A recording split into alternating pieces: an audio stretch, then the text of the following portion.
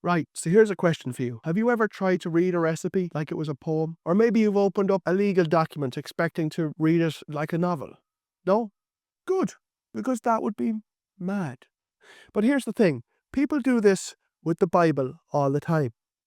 And I don't mean that in a judgy sort of a way. I mean it in a nobody ever told us we were allowed to read it like a normal book sort of a way. See, the Bible isn't one book. It's a library. 66 books, 73 if you're Catholic, 66 if you're Protestant, many more in Ethiopian. But we can get into that for another time. But the point is, it's a collection. And just like a library, you've got different genres.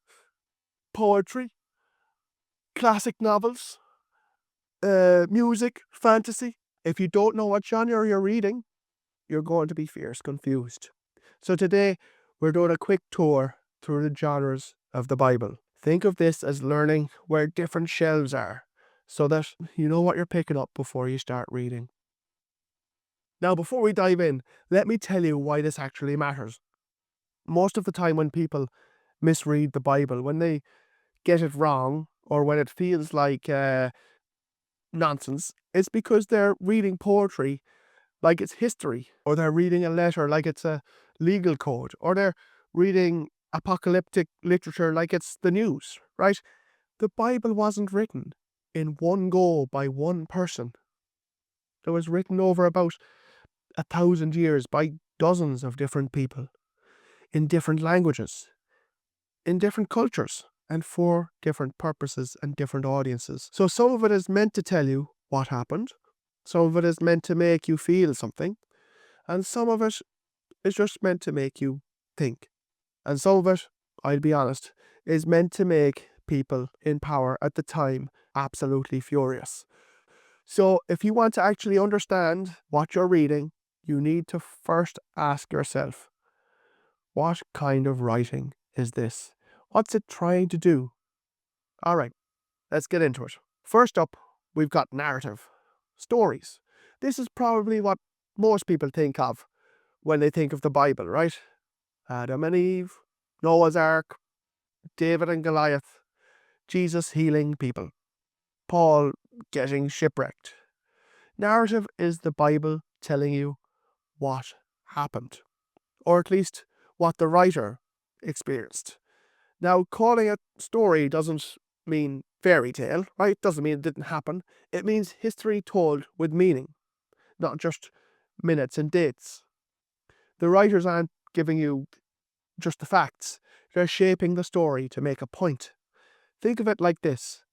If I told you about my day, I could give you every single boring detail, or I could tell you the version where I highlight the bits that matter. And that's what biblical narrative does. It's just telling the story in a way that means something. Most of Genesis, Exodus, the historical books like Samuel and Kings, the Gospel, Acts, they're all narrative. So next up we have poetry. There's lots of poetry in the Bible. The Psalms are a big one here, right? Many worship songs come from this because it's just poems and songs, basically the written hymn book of Israel.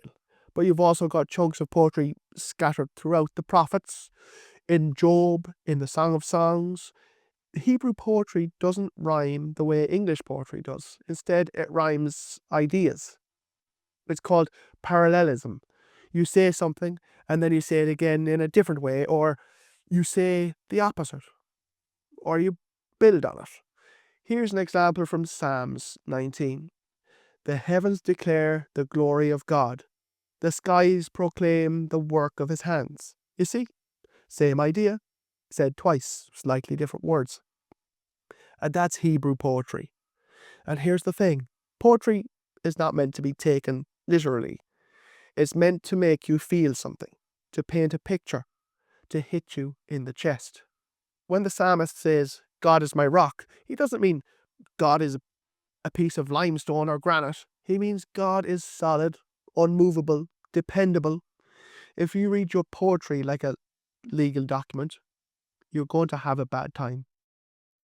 Then we've got wisdom literature. This is books like Proverbs, Ecclesiastes, Job, and other bits of the Psalms, right?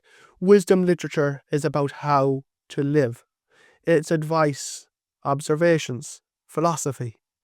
Proverbs is like your granny giving you life advice. Don't be an idiot, work hard, be kind, don't trust flattery. Ecclesiastes is more like your uncle at 2 a.m. after a few pints going, what's the point of it all, really? Right? And here's the important bit. Wisdom literature is not promises. It's general truth. Proverbs will tell you that if you work hard, you'll probably do all right, but it's not a contract. Proverbs says gentle words calm anger. And Job shows you what happens when they don't. So you don't read Proverbs and think, if I do X, God is legally obliged to give me Y. That's not how it works. All right, so the next up is law. This is Leviticus, Deuteronomy, chunks of Exodus and Numbers. The rules, the thou shalt nots. Now, this stuff can get very intense if you're not expecting it. You've got the 10 Commandments, sure, but you've also got laws about what to eat in Leviticus, what to wear, how to sacrifice animals, what to do if your neighbour's ox falls into a pit. Here's the thing to remember. This wasn't necessarily written for you. It was written for ancient Israel, a specific people in a specific time, trying to figure out how to live as a community set apart for God. Sure, it's important for you. It's important to understand the story of what God's people went through, how they got to where they are now. Some of it is moral law, stuff that's universal, like don't murder. Some of it's ceremonial law, rituals and sacrifices that pointed to Jesus. And some of it is civil law, how to run an ancient society. Christians generally believe that Jesus fulfilled the law, so we're not bound by all of it in the same way.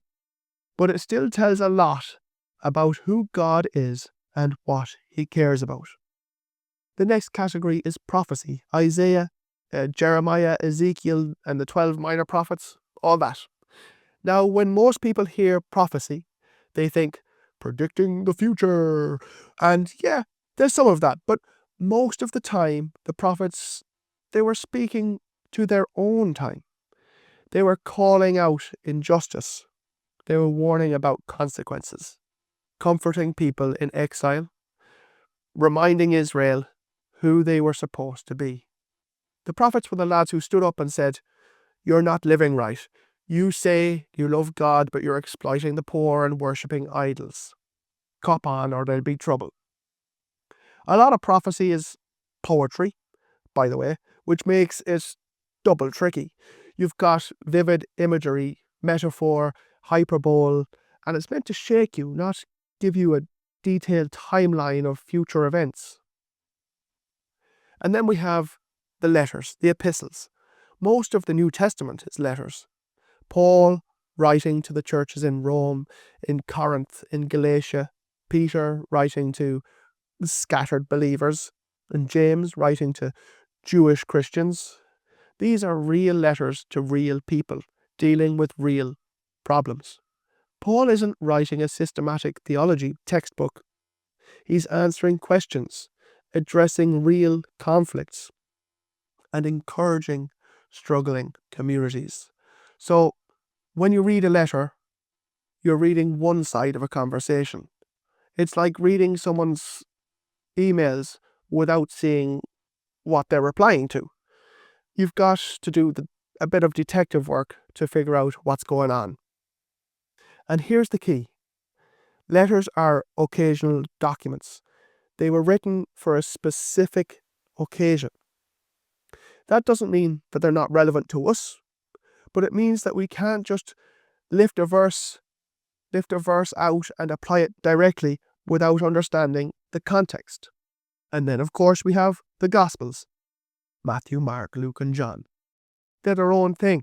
They're not 4 copies of the same story. They're 4 portraits of the same person.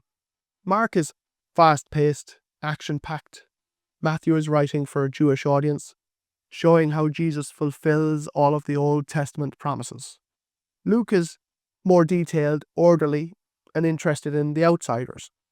And John is poetic, theological, less concerned with chronology and more concerned with meaning. They're not trying to give you a minute-by-minute account. They're trying to show you who Jesus is and what's important. This is the last one, and it's a wild one. Apocalyptic literature. This is Revelation, it's bits of Daniel, it's parts of Ezekiel. Apocalyptic writing is like fever dream poetry. It's full of symbols, visions, cosmic battles, and strange creatures. It was written during times of persecution, often in code, to encourage people to hang on, because God was going to win in the end. If you try to read Revelation like a literal roadmap of the future, you will lose your mind. It's not meant to be a puzzle you solve. It's meant to be a picture you see. A picture of God's justice, of evil being defeated, of a new creation where everything is made right. So there you go. Those are your main genres. And here's the one question I want to ask before you read any passage of the Bible. What kind of writing is this? Is it a story, a poem, a letter, a law? Because once you know that, you know how to read it. You know what it's trying to do. The Bible is not one flat thing. It's a library. It's conversation across centuries. And once you stop expecting every part of it to sound the same, it starts to make a little bit more sense. Next time, we're going to zoom out a bit, even further, and look at the entire Bible, the overarching story, the big themes, and the whole thing in one go. Gonna try. But for now, go pick up your Bible, open it, and ask yourself, what am I actually reading here?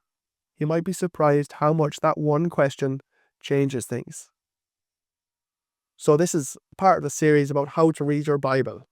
So the next part of this, it might be a couple of weeks, but it'll be up here in this playlist. My name's Jacob, and this might be church.